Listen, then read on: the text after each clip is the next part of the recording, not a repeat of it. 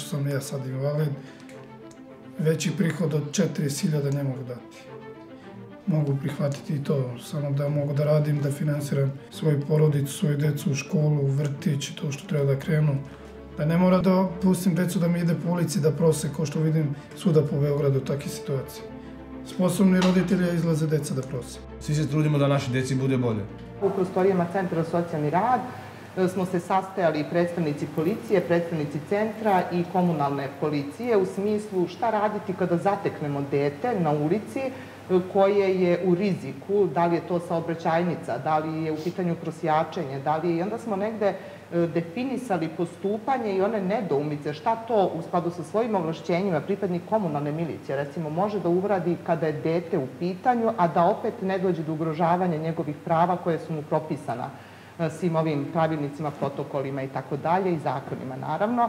I tu se zaista pokazalo da smo dosta dece i uveli u sistem instituta svratišta i dosta dece je negde ojačano. Ono što je najbitnije da naši korisnici dođu do tog nivoa da njihova deca ne budu korisnici usluge svratišta. Dakle, da oni mogu da se obrazuju, da nađu zanimanje i da svoje deci priušte sve ono što oni nisu imali, da ta deca ne moraju to da traže ovde.